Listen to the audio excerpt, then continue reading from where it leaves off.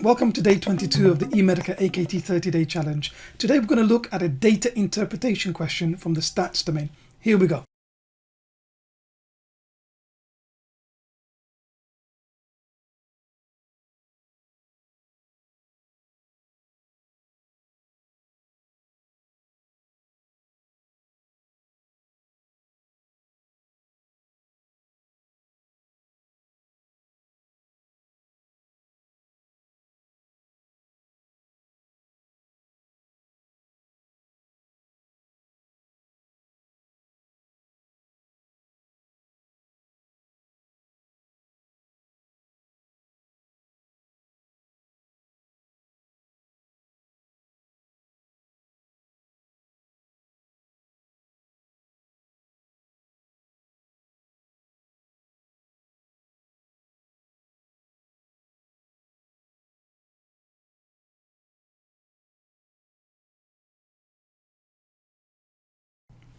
Now, this is called a multiple best answer. Can you see it says, please select two options. So in order for you to get the 1 mark, you have to get both answers correct. So the correct answers are A and B, rectal bleeding and rectal mass. So let's look at how to interpret this data and other kinds of questions that you might be asked from it. Okay, so if you look along the top, along this grid, what you've got is a range of symptoms or risk markers, and the figure here is the PPV, the positive predictive value, if they just had it on its own. So for example here, if someone just has rectal bleeding and they're age 18 to 49, they don't have any other symptoms or risk markers at all, you can see the positive predictive value is just 0.4, i.e. less than 0.5% of these patients will actually have colorectal cancer.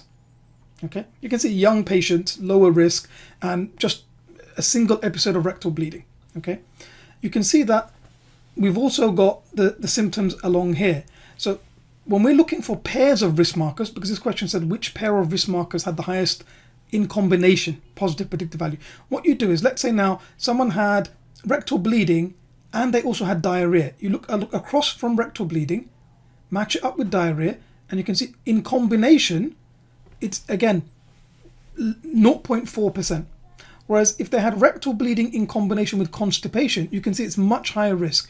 It's 5.8% positive predictive value. So what the question's asking really is, which combination of risks are going to give you the highest predictive value? If you had these two things, there's the highest likelihood that you actually have colorectal cancer.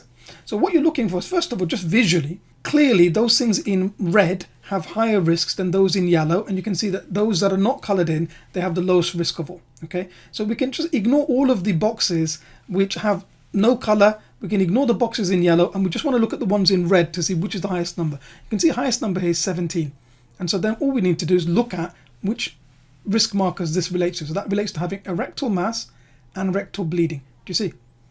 17%, i.e. if you've got both a rectal mass and rectal bleeding, 17% of those patients that present with both, unfortunately, will eventually be found to have colorectal cancer.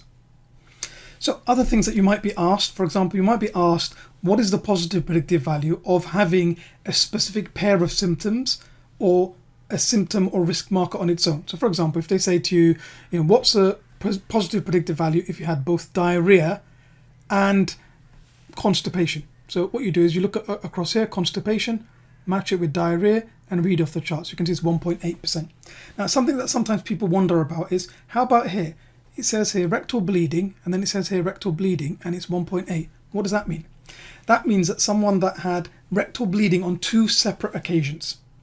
Okay, do you see? So just one occasion, it's 0.4%, but having a second occasion of rectal bleeding, the chance goes up.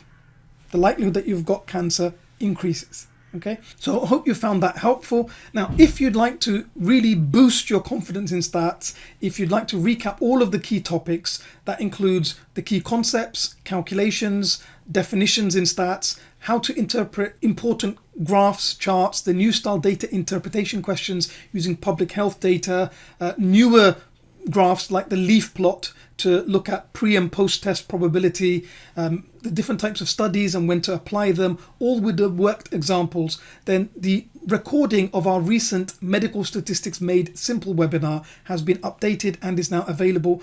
You can subscribe from our website. I'll pop the link down below. Last few days coming up to the exam. Okay, you've got 10 days now. Make the absolute most of every single day. Every extra question that you do, every extra topic that you revise, every bit is going to help you get across that line. Keep up your hard work. I know you must be fed up of studying now, but it's all going to be worthwhile when you get that big green tick and get that pass in your AKT. So all the best, and I hope to see you tomorrow for the next edition of the AKT 30-Day Challenge. Thank you so much.